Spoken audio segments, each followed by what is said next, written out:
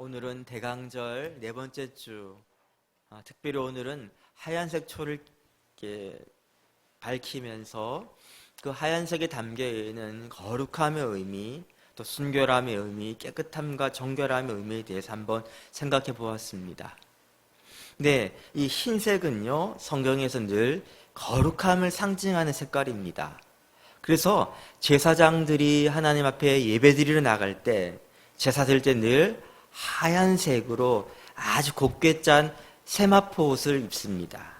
그 예복을 꼭 입고 나갑니다. 그런데 놀라운 건 뭐냐면요, 요한계시록 19장에 보면 우리도 이 제사장들만이 입는 이 예복, 하얀색 세마포 옷을 입도록 허락됨이 나옵니다. 한번 같이 말씀 읽어볼까요? 시작. 우리가 즐거워하고 크게 기뻐하며 그에게 영광을 돌리세. 어린 양의 혼인 기약이 이르렀고 그의 아내가 자신을 준비하였으므로 그에게 빛나고 깨끗한 세마포 옷을 입도록 허락하셨으니 이 세마포 옷은 성도들의 옳은 행실이로다 하더라. 아멘. 그리스도의 거룩한 신부된 우리가 어떤 옷을 입는다고요? 이 빛나고 깨끗한 세마포 옷을 입는다고 약속하십니다. 그럼 우리가 어떻게 이 거룩한 자들이 입을 수 있는, 성별된 자가 입는 이 옷을 입을 수 있는 것입니까? 우리는 이 말씀을 묵상하면서 오해할 수 있습니다. 왜? 이것이 입도록 허락된 이유가 성도들의 옳은 행실이로다 이렇게 나오니까 우리가 선한 일을 했기 때문에 거룩한 삶을 우리가 잘 살아서 그에 대한 합당한 상으로 받는 옷이라고 오해할 수 있습니다. 그러나 여러분, 우리가 이 거룩한 세마포 옷을 입을 수 있는 이유는요, 우리에게 근거가 있는 것이 아니라 우리의 신랑 되시는 예수 그리스도께서 우리를 거룩하게 하셨기 때문에 우리가 입는 거예요. 그러면 우리가 옳은 행실이라고 성경에서 말하는 것은 어떻게 이해해야 될까요? 그것은 하나님께서 우리가 이 예수 그리스도께서 우리를 거룩하게 하셨음을 믿는 믿음을 보시고 이 믿음을 옳다 여겨주셨기 때문에 그것이 우리 옳은 행실이 되었다는 것이죠. 다시 정리하겠습니다. 우리는 예수 그리스도로 인해서 거룩하게 되었습니다. 예수 그리스도 이 땅에 오신 목적은요, 우리를 거룩하게 하기 위함이십니다. 아멘. 아멘 소리가 크지 않는 이유는 저는 이렇게 생각합니다. 우리가 죄로 더러워진 상태가 어느 정도를 의미하는지, 죄로 더러워졌다는 것이 그것이 우리 가운데 구체적으로 무슨 의미를 갖는 것인지에 대해서 아직까지 좀 막연하게 알기 때문에, 또 우리가 깨끗하게 거룩하게 되었습니다, 이 의미가 얼마나 큰 기쁜 일인지에 대해서 우리가 깊이 생각해 보지 않았기 때문에, 그리고 더 한 가지 더 덧붙인다면 예수 그리스도께서 우리를 거룩하게 하기 위해서 얼마나 큰 대가를 지불하셨는지에 대한 깊은 헤아림을 갖지 못할 때 우리는 그냥 이것이 그래 맞아 이 정도로 넘어간단 말입니다. 오늘 이 설교의 목적은 딱 한 가지입니다. 예수 그리스도께서 우리를 거룩하게 하기 위해서 오셨습니다. 여기 담겨있는 그 복음의 놀라운 기쁜 소식이 우리의 머릿속에 머무는 것이 아니라 우리의 가슴 깊은 곳으로 내려와서 우리의 모든 마디마디마다, 신경과 세포세포마다 가득가득 충만해져서 그 행복으로, 우리 그 감격 가운데 감사하는 마음으로 오늘 하루의 삶을 어떻게 살 것인가에 대한 분명한 비전이 열리기를 축복합니다.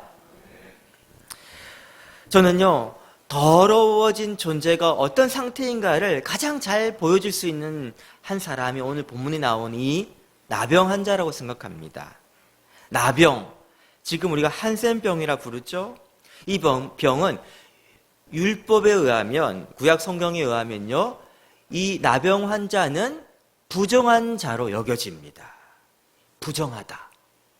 이 부정하다는 그 선언은 그 당시 사람들에게서는요, 사형 선고 같은 거예요.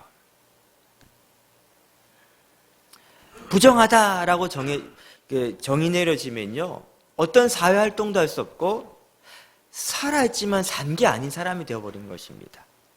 그 당시 사회에는요, 모든 사람을 거룩함과 부정함을 이렇게 구분지어서 어떻게 보면요, 하나의 신분처럼, 사회의 어떤 지위처럼 여겨집니다. 태어날 때부터 거룩한 사람으로 여겨지는 사람들이 있습니다.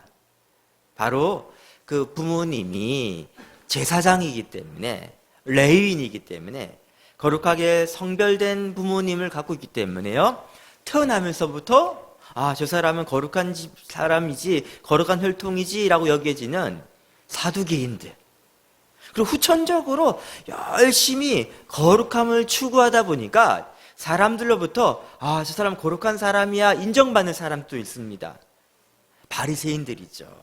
율법을 어려서부터 지키고 하나도 어김없이 잘 지킨 사람들이 그를 바라보면서 저 사람은 정말 거룩한 사람이지 인정받는 사람이 있어요. 또 반대로 부정하게 여겨진 사람들이 있습니다. 선천적으로, 태생적으로 이방인인 사람들, 아브라함의 자손이 아닌 사람들. 또 누가 있습니까? 반쪽짜리 아브라함의 자손들 있죠. 바로 사마리아인들. 이들은 더 심각한 저주받을 부정한 사람이 여겨집니다. 왜? 배신자들이잖아요. 그 순수한 혈통을 더럽힌 사람들이기 때문에. 그리고 후천적으로 그들의 행위 때문에 부정해지거나 아니 여러 가지 이유로 부정해진 사람들이 있습니다. 바로 성경에 보면 죄인이라고 불리는 사람들 있죠. 세리와 창기들. 그리고 오늘 본문처럼 이 나병에 걸린 사람도 역시 뭐라고요? 부정한 거예요. 부정한 사람. 나병은 끔찍한 병입니다. 그 병이 갖고 있는 어떤 고통도 고통이지만 더 심각한 건 뭐냐면 치료 방법이 없어요. 불치병입니다. 게다가 이 병은요, 전염성이 굉장히 강한 것으로 여기기 때문에 병에 걸리는 순간부터 사회적으로 격리되어집니다. 앞서 말씀드렸죠. 그냥 병을 앓는 것이 아니라 병 자체가 부정하기 때문에 격리된다는 의미는요, 이 사람이 다른 사람한테 부정함을 옮길 수 있는 위험성이 있다. 그래서 영적인 의미에서도 이 사람은요, 소외되는 아픔을 겪어야만 하는 것이죠. 여러분 한번 생각해 봅시다. 내가 나병에 걸렸어요. 내 주위에 있는 모든 사람들이 나를 이제 기피합니다. 난 함께 생활할 수 없기 때문에요, 홀로 외딴 곳에 떨어져 살아야 됩니다. 그리고요, 사람들이 많은 곳에는 다닐 수도 없어요. 나병 환자가요, 사람들이 왕래하는 곳에 다니게 되면 어떻게 오게 되냐면 저 사람은 자기의 부정함을 옮기려는 악한 의도를 가지고 나타난 거야 해가지고 사람들이 그를 향해 돌을 던지기도 하고요, 쫓아내기도 합니다. 그래서 어쩔 수 없이 많은 사람들이 있는 그 길을 왕래하게 될 때는 그는 이렇게 해야 됩니다. 입을 가리고, 우리 마스크 쓰는 것처럼 입을 가리고, 부정한 어떤 침들이 튀지 않도록 입을 가리고 그걸 외치는 거예요. 나는 부정하다. 나는 부정하다. 큰 소리를 외쳐야 됩니다. 그럼 그 소리 듣고 사람들이 그를 피해가도록. 자, 이 외칠 때 어떤 마음이 들겠어요? 얼마나 큰 자괴감이 들지 않겠습니까? 그리고 나는 부정하다라고 외치니까 사람들 어떻게 바라보겠어요? 왜 부정한 자가 이 대낮에 다니는 것 때문에 우리를 불편하게 하는 거야? 라는 미운 어떤 눈초리들을 받지 않겠어요? 그리고 그 중에는요, 내가 과거에 알던 사람도 있단 말입니다. 내가 누군지 알지만 어떻게 하겠어요? 내가 부정한 사람과 알던 사이라는 게 들킬까봐 외면해버리겠죠.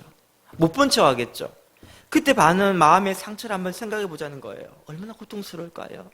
그냥 병 때문에 아픈 정도가 아닙니다. 이 부정한 자가 되었다는 것 때문에 느낀 이 고통들. 최근에 일본에 보니까 외신들이 이렇게 보도하더라고요.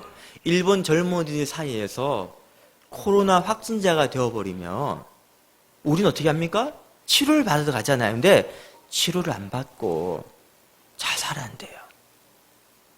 왜냐하면 코로나 확진자에서 이제 치료받아가지고 건강해졌습니다 해도 사람들의 시선이, 따가운 눈초리, 앞으로가 평생 살아갈 텐데 하나의 낙인처럼 찍힌 거기 때문에 살아갈 용기가 없다는 거예요.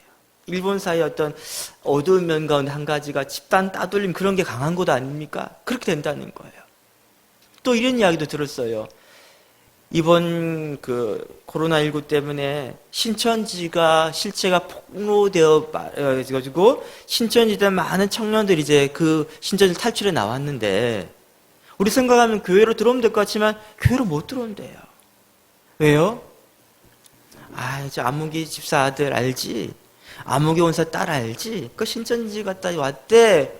그게 굉장히 어떻게 보면 그 사람들 어떤 냉대, 또 혹시 얘가 아직 이단의 물이 아직 안 빠져가지고 우리 애들한테 좀 이렇게 그걸 이렇게 흘려보내면 어떻게 하지라는 어떤 사람들의 어떤 보이지 않는 벽을 치는 것 때문에 마음이 용기가 안 생겨가지고 공동체로 들어올 수 없다고 이야기합니다. 혹시 이런 비슷한 경험 해본 적 있습니까? 아니, 지금 혹시 이런 어떤 마음 상태 아니십니까? 그냥 내 혼자 느끼는 거예요. 사람들이 나를 바라보는 것이 마치 벌레 보듯이 나를 보는 것 같아. 그런 생각이 막 드는 거예요, 스스로가. 그리고요, 나 자신도 마치 내가 막 전염병이 된 것 같은 그런 어떤 마음이 들어가지고 사람 눈도 잘 못 마주치고 자꾸 피하게 되고, 그런 어떤 마음이 생긴다면 그 이유가 무엇일까요? 이런 것이 아닙니까? 내가 과거에 지은 죄로 인해서 자꾸 죄책감이 드는 거예요. 이 죄책감이 자꾸 나를 막 마음을 누르는 거예요. 혹시 내가 과거에 지은 죄를 사람들이 알고 있으면 어떻게 하지? 이런 불안감이 막 생기는 겁니다. 그리고 그 죄책감이 계속 내 마음을 짓누르다 보니까 마음에 자유함이 없어가지고 이런 마음이 드는 거 아닐까요?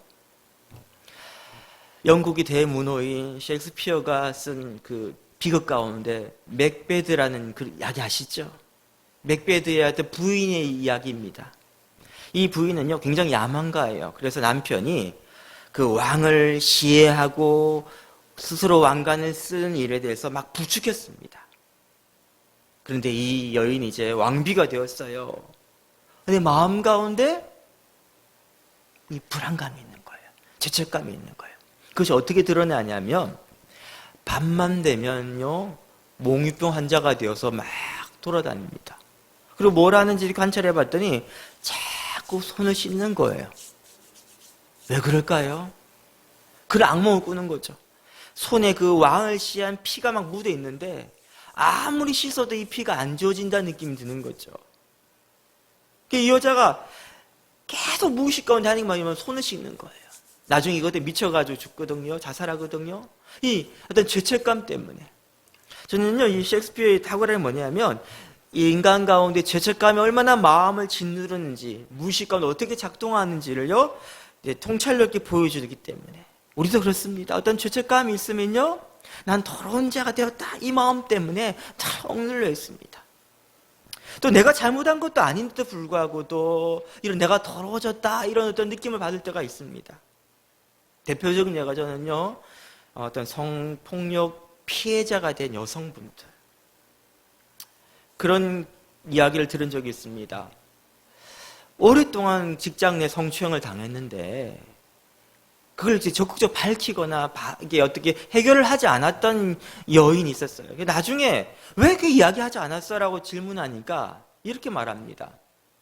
제가 이걸 밝히게 되면 2차 피해를 입을 것 같아 두려웠다고. 그 2차 피해가 뭘까요?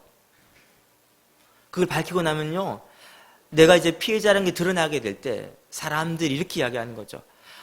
저 아무개 때문에 우리 회사 분위기가 아주 엉망이 되어버렸어.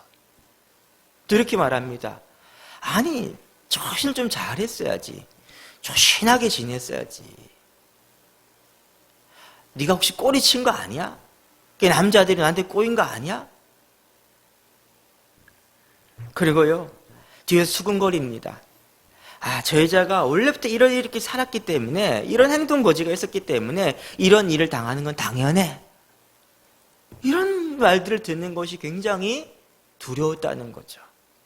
그리고 진짜 이렇게 밝히고 나니까요, 그가 우려했던 대로 사람들의 반응은요, 가해자가 어떻게 나쁜 짓을 했는지를 드러내는 관심이 없고 그냥 피해자에 대한 어떤 그냥 이미 더러워진 여자로서 이렇게 여겨지고 그렇게 취급하고 그렇게 대한다는 것이죠. 우리도 그런 일을 경험할 수 있습니다, 여러분. 예를 들면 우리가 회사에서 정리해고가 되었어요.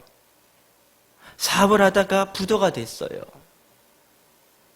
그리고요, 원치 않았지만 이혼을 하게 되었습니다. 그럼 뭘 받습니까?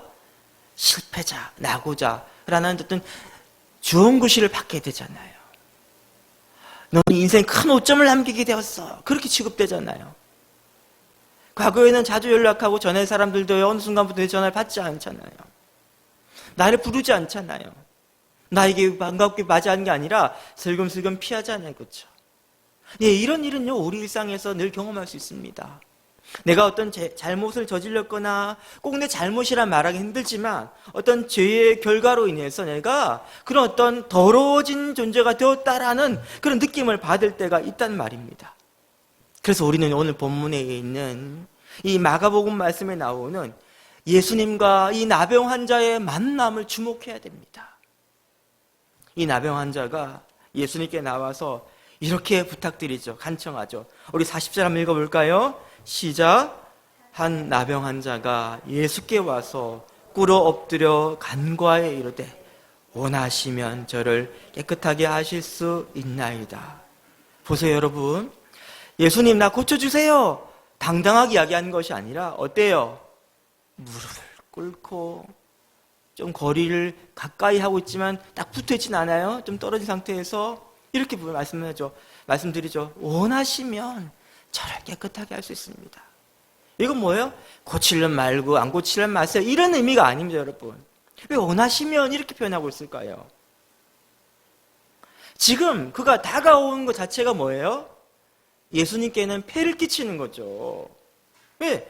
부정한 사람과 닿진 않았지 뭐예요? 함께 말을 섞었다는 것 자체가 예수님도 부정한 사람으로 사람들로부터 손가락질 받을 수 있는 위험성이 있다는 거죠. 그러니까 폐를 끼치면 오는 거예요. 그리고 내 병을 고쳐주세요라고 당당히 요구할 수 있는 권리가 자기가 없잖아요.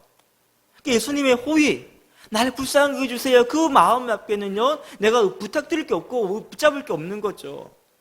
그러니까 내가 이 치유받을 자격이 없습니다. 하지만 주님은 나를 고칠 수 있는 능력이 있는 거 내가 믿어요. 그러니까 원하시면 좀 저를 깨끗하게 해주면 좋겠어요. 이렇게 부탁드리는 거죠. 그가 이렇게 반응했던 이유는 지금까지 수많은 사람들과의 이 나병을 앓고 난 다음에 만남 가운데 받은 상처가 그를 막 위축시키고 더 조심스럽게 만들었던 것 같아요. 사람들의 냉대와 사람들의 어떤 외면들이 그에게 너무 많은 상처가 되기 때문에 이렇게 이야기했던 것 같아요. 근데 예수님은요, 이제까지 그가 겪었던 세상이 그를 대하는 방식과 전혀 다른 방식으로 그를 대하십니다. 사람들은 그가 다가올 때 소극적으로 피하거나 아니면 적극적으로요, 돌을 던지면서요, 그를 내쫓았는데 예수님은요, 한 발자국 그에게 가까이 다가오십니다. 그리고 그 부정하다 여김받는 그 사람을요, 만지십니다. 즉 그와 접촉이 일어나는 거예요. 접속되는 거예요. 연결되는 거예요. 다시 말하면 지금 예수님께서는 그의 고통을요, 무시하지 않고 외면하지 않고 너의 그 고통과 내가 함께 할게 라는 결단을 표현하신 것입니다. 아마 이 나병 환자는요, 나병 앓고 난 다음에 아마 처음으로 다른 타인이 자기를 만지는 경험을 했던 것 같아요.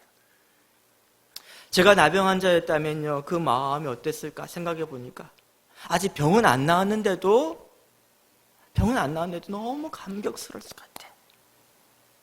너무 고마웠을 것 같아. 너무 큰 위로가 되었을 것 같아요. 그리고 한편으로 너무 송구스럽다라는 마음도 있었을 것 같아요. 근데 여러분, 예수님께서 그를 불쌍히 여기시며 손을 내밀면서 이렇게 말씀하시죠. 같이 한번 읽어봅시다. 1장 41절 말씀 시작. 내가 원하노니 깨끗함을 받으라 하시니. 아멘. 여러분, 이 말씀에 굉장히 큰 위력이 있습니다. 왜냐하면요, 그 말씀하신 순간 즉각적으로 곧 어떤 일이 나죠? 42절 말씀 보니까 곧 나병이 그 사람에게서 떠나가고 깨끗하여진지라. 할렐루야. 사람들은요, 나병 환자를 그냥 위험 요소, 부정한 존재로만 취급했는데 예수님은 그 사람과 나병을 분리시켜 바라본 거죠. 그리고 그를 나병으로 고통받고 있는 한 인격체로 대하신 것이고, 그리고 그 문제를 위해서 직접적으로 해결하신 것이죠. 예, 이것이 우리에게 말씀하는 게 뭐냐면요, 예수님은 그 어떤 더러움이랄지라도 깨끗하게 하실 수 있는, 근원적으로 완전히 깨끗하게 하실 수 있는 능력이 있다는 것이죠. 나병 환자가 갖고 있는 그 부정함보다 예수님이 갖고 계시는 그 온전함과 거룩하심이 훨씬 더 강력하다는 것입니다. 압도적이라는 것이죠. 즉 나병으로 인한 그 죄의 저주를 능가하시는 하나님의 은혜가 예수님만 있다는 것입니다. 나병으로 걸려가지고요, 죄로 인해서 정죄받는 그 사람의 그 정죄받은 비난받음을요, 압도하는 하나님의 용서하심이 예수님 안에 담겨 있다는 것이죠. 그래요, 우리 가운데 있는 어떤 최악의 상태를 할지라도 예수님의 최선의 그 상태와 대결이 되지 않습니다. 가장 큰 최악의 어떤 상황을 가지고 주님 앞에 나왔을 때요, 예수님 안에 있는 최고로 좋은 그 선하심이요, 그것을요 압도하기 때문에요, 상대 게임이 되지 않는단 말이에요. 이 더러움의 용도가 아무리 진하다 할지라도 하나님 안에 있는 그 예수님의 거룩함은요 훨씬 더 진하고 강력하기 때문에요, 그분 앞에 나아가면 어떤 더러움도 지워지지 않을 수가 없는 것입니다. 이사야 선지자는 이렇게 말합니다. 한번 같이 읽어볼게요. 시작. 여호와께서 말씀하시되 오라 우리가 서로 변론하자. 너희의 죄가 주홍 같을지라도 눈과 같이 희어질 것이요 진홍같이 붉을지라도 양털같이 희게 되리라. 아멘. 이 말씀 믿으십니까? 여러분, 이 말씀이 때로는 잘 안 믿어질 때가 있어요. 왜? 내가 너무 더러워요. 내가 너무 부정한 존재예요. 난 너무 수치스러워요. 저는 이 자조적인 생각이 어떤 의미에서는요, 교만이라 생각합니다. 사람들은요, 난 너무나 죄가 많아가지고 예수님 주산을 깨끗하게 하실 수 없을 거예요, 이걸 굉장히 겸손을 생각하는데, 아니에요. 그게 뭐예요? 예수님의 십자가의 보혈로도 나 감당이 안 된다고 그게 내가 대단한 존재라고요? 아니라는 거예요, 여러분. 마가복음 말씀처럼 예수님께서 그 나병 환자를 변화시킨 그 능력의 말씀이 우리의 모든 더러움을 깨끗하게 하심을 믿으시기 바랍니다. 완전히 근원적으로 해결하셨음을 믿으시기 바랍니다.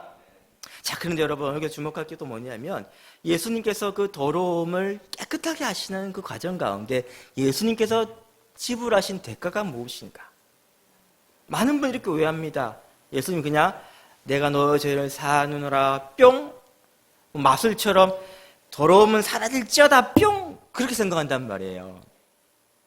아니에요. 예수님은 우리의 더러움을 깨끗하게 하기 위해서, 죄인 우리를 거룩하게 만드시기 위해서 엄청난 대가를 지불하셨습니다. 그것이 오늘 말씀에 하나님 묘사가 되고 있는데, 여러분 자세히 보세요. 예수님께 나병 환자를 고치신 후에 뭐라고 엄히 명하셨습니까?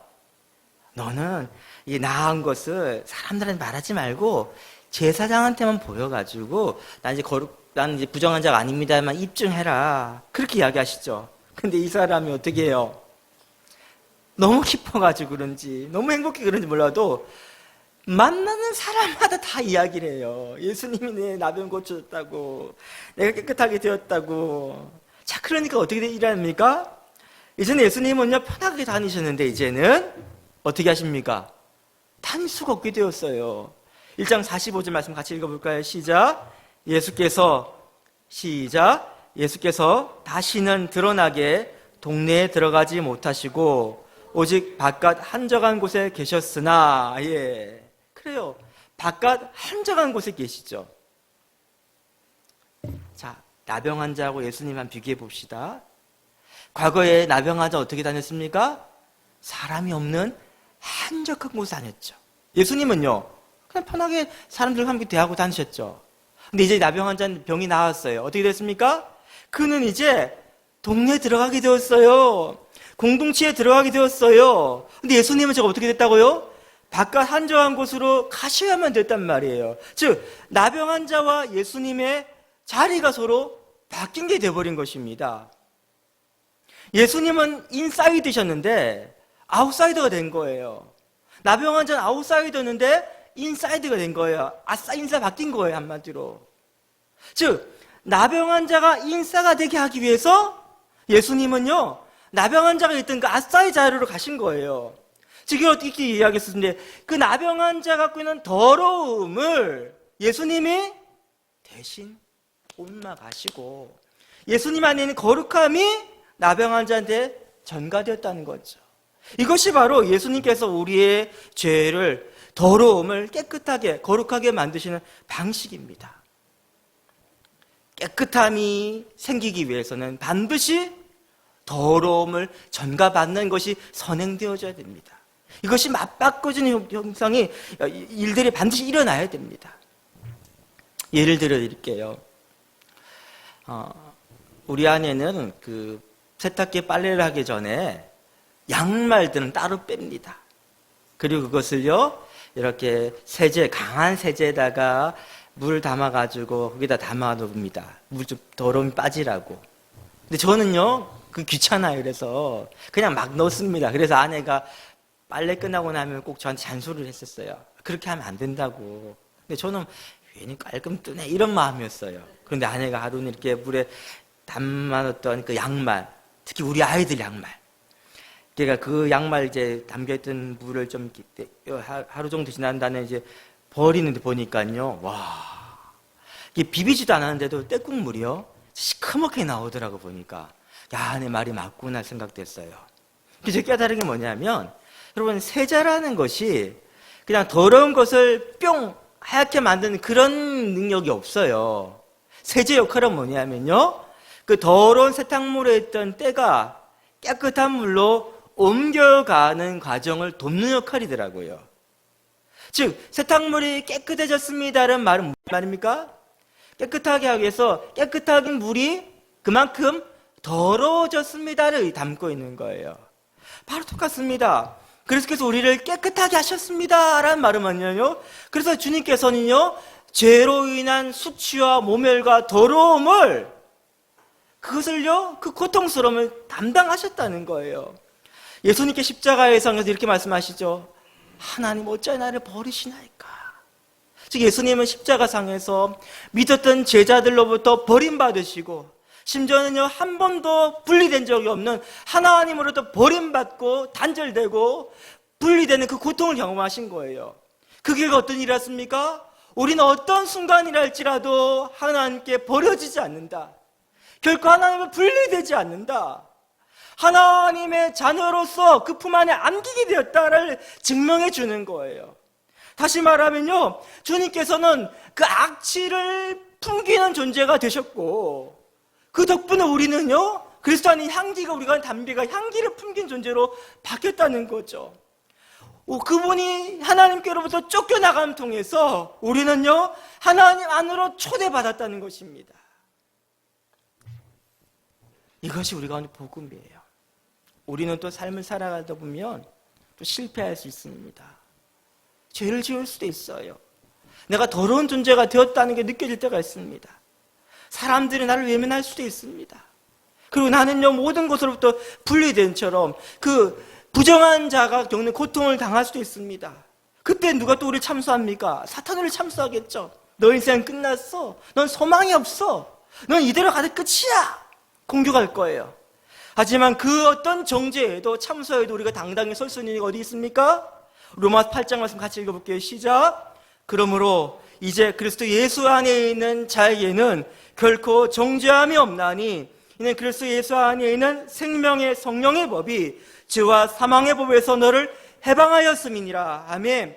십자가상에서 예수님께서 우리 대신에 다 정죄를 받으셨기 때문에 예수님께서요 사람들로부터 침뱉음을 당하기도 모욕당하고 수치를 당하셨기 때문에 우리는 그리스도 예수 안에 있을 때는 결단코 하나님으로부터 버려지지 아니하고 수치와 모멸이 아니라 놀란 생명의 성령의 법으로 인한 참된 자유 해방을 누릴 수 있다는 것입니다.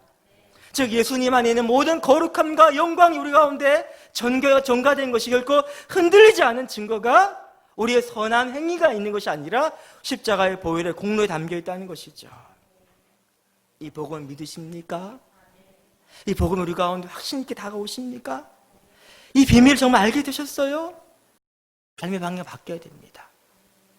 그 삶의 방향성은 바로 히브리 13장 10절부터 나오는 바로 이 모습입니다. 같이 한번 읽어볼까요? 시작. 우리에게 제단이 있는데 장막에서 섬기는 자들은 먹을 고난이 없나니 이는 죄를 위한 짐승의 피는 대제사장이 가지고 성소에 들어가고 그 육체는 영문 밖에서 불사름이라. 그러므로 예수도 자기 피로써 백성을 거룩하게 하려고 성문 밖에서 고난을 받으셨느니라. 그런즉 우리도 그의 치욕을 짊어지고 영문 밖으로 그에게 나아가자. 우리는요, 그 제사장만 들어갈 수 있는 그 성소, 거기가 우리는요 거룩하고 영광되고 복되다 생각합니다. 우리는 그 안으로 들어가고 싶어합니다. 사람들의 존경을 받는 그 자리에 우리는 머물고 싶어합니다. 근데 우리는요, 우리가 거룩하게 된 것이 나의 선함이 있는 것이 아니라 예수 그리스도께서 어디로 가셨기 때문에 그렇죠? 영문 밖으로. 영문 밖에 어떤 곳입니까? 여기 보니까요, 그 남은 것들을 불사른다 표현하고 있는데 그 남은 게 뭡니까? 쓰레기. 바로 쓰레기 더미예요. 예수님께 십자가에 달리신 그곳이 바로 골고다 언덕의 쓰레기 더미예요. 영문 밖이에요. 주님께 영문 밖으로 나가심을 통해서 그렇게 쓰레기처럼 더러움을 다 짊어지셨기 때문에 우리 거룩하게 존재가 되었다는 걸 이제 알기 때문에 이제 우리는 우리에게서 영문 밖은요 골고다 언덕 어떤 곳이 되었습니까?